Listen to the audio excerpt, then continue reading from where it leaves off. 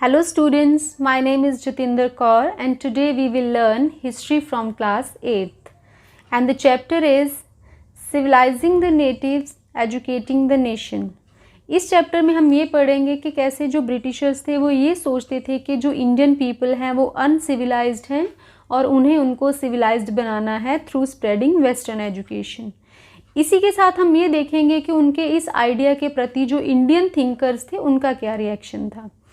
इस चैप्टर को हम 2 पार्ट्स में कवर करने वाले हैं और ये इस चैप्टर का पार्ट 1 होने वाला है। So let's start with the first topic that is tradition of orientalism. तो इसमें हम सबसे पहले ओरिएंटलिस्ट का मीनिंग समझेंगे। Those with a scholarly knowledge of the language and culture of Asia. तो जिनको एशिया के कल्चर और लैंग्वेज की काफ़ी अच्छी नॉलेज होती थी उनको ओरिएंटलिस्ट बोला जाता था। इसमें सबसे पहले नाम आता है विलियम जोन्स का।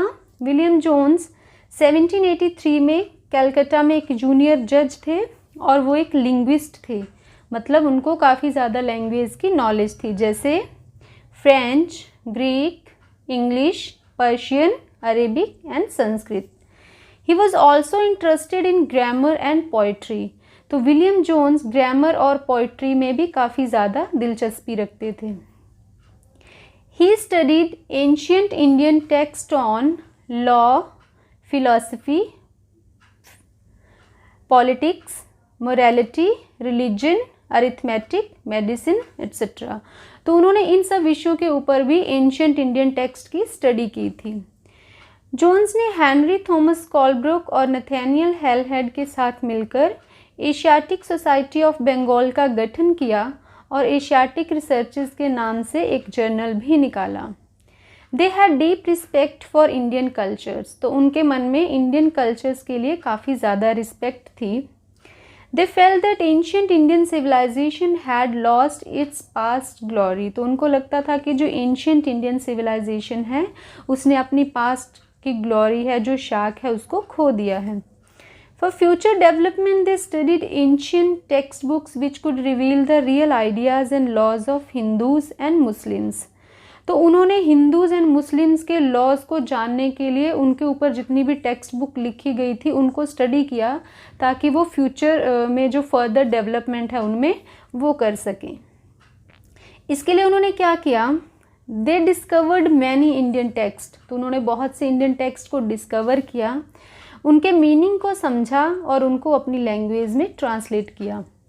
They thought that it was useful for others. तो उनका मानना था कि ये दूसरों के लिए भी काफ़ी यूज़फुल रहने वाला है, Britishers as well as Indians. Britishers के लिए भी और इंडियंस के लिए भी।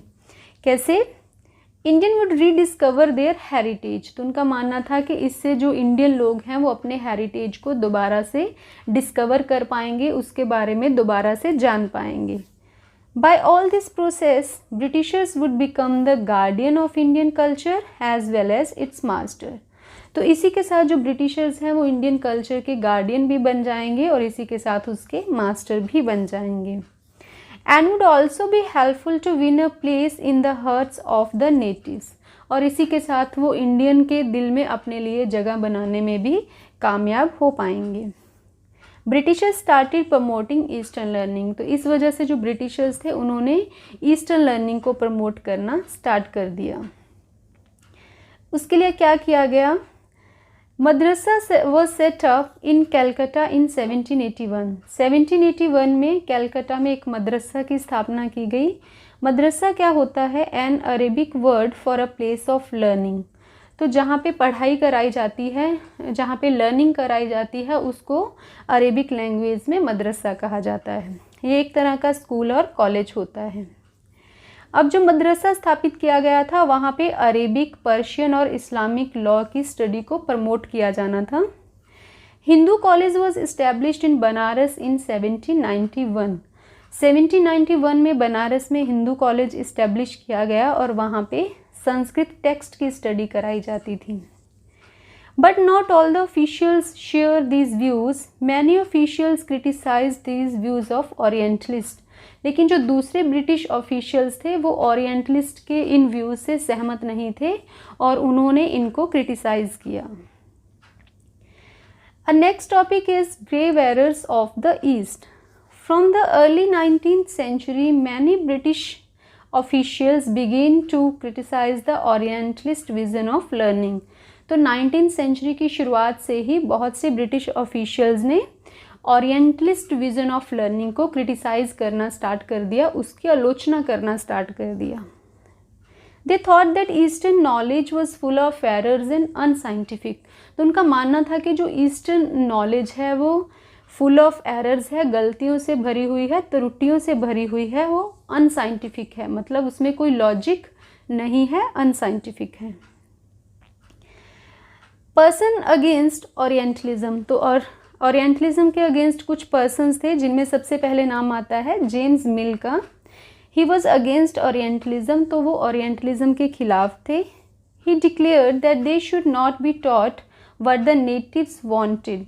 तो उनका मानना था कि नेटिव्स को वो चीज़ नहीं पढ़ाई जानी चाहिए, इंडियंस को वो चीज़ नहीं पढ़ाई जानी चाहिए जो वो चाहते हैं. He said that the aim of education ought to be to teach what was practical. तो उनको इस चीज़ की स्टडी करानी चाहिए जो प्रैक्टिकल है, जो व्यवहारिक ज्ञान है उनको वो देना चाहिए जो उनके लिए यूज़फुल हो सकता है. So Indians should be made familiar with the scientific and technical advances made by the West. उनका मानना था कि इंडियन को वेस्टर्न कंट्रीज़ के द्वारा किए गए साइंटिफिक एंड टेक्निकल डेवलपमेंट की स्टडी करानी चाहिए. नेक्स्ट जो पर्सन है वो है Thomas Babington Macaulay. He was also against orientalism. वो भी ओरिएंटलिज्म के खिलाफ थे.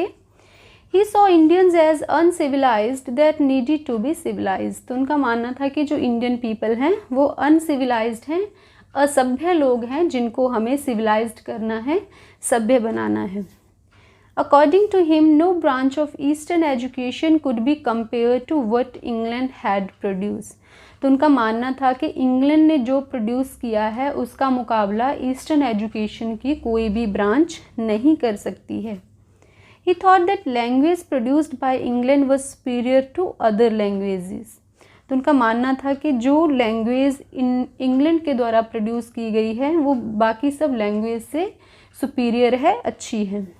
Macaulay said that a single shelf of a good European library was worth the whole native literature of Indian and Arabia. तो उनका मानना था कि यूरोप की एक लाइब्रेरी की एक शेल्फ पूरे इंडियन एंड अरेबियन लिटरेचर के बराबर है. He urged that the British government in India stop wasting public money in promoting the Oriental language. तो उनका मानना था कि जो ब्रिटिश गवर्नमेंट है उसको ओरिएंटल लैंग्वेज को प्रमोट करने में अपना पैसा वेस्ट नहीं करना चाहिए.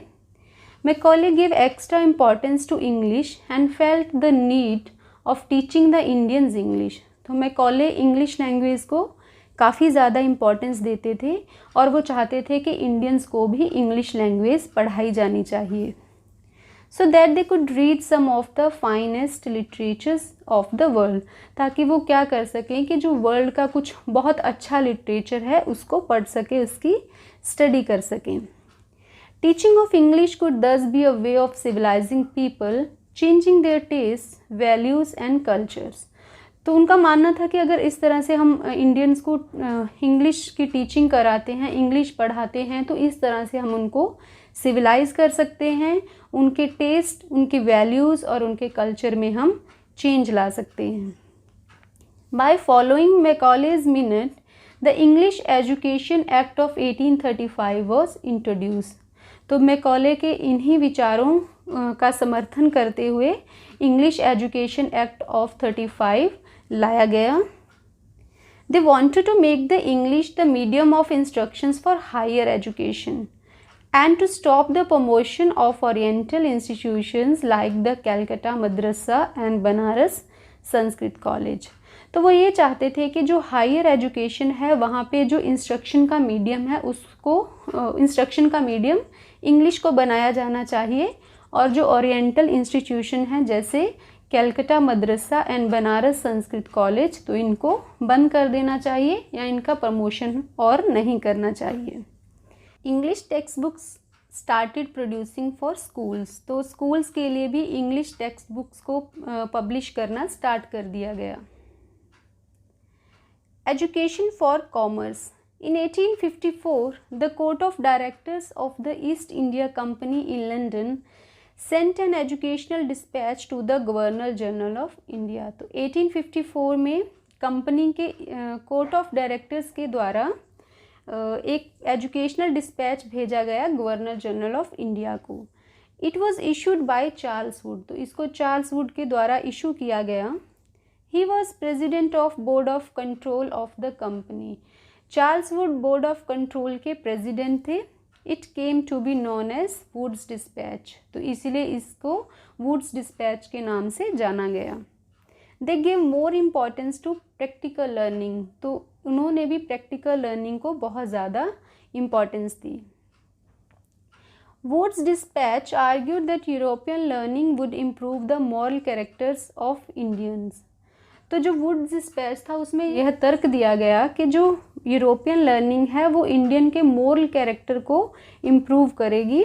This would make them truthful and honest, तो इंग्लिश लैंग्वेज जो यूरोपियन लर्निंग है वो उनको सत्यवादी बनाएगी और उनको ईमानदार बनाएगी। Thus ply the company with civil servants who could be trusted, तो इस तरह से हम क्या कर सकते हैं, कंपनी के लिए ऐसे सर्वेंट्स हम सप्लाई कर सकते हैं जिनके ऊपर हम ट्रस्ट कर सकते हैं।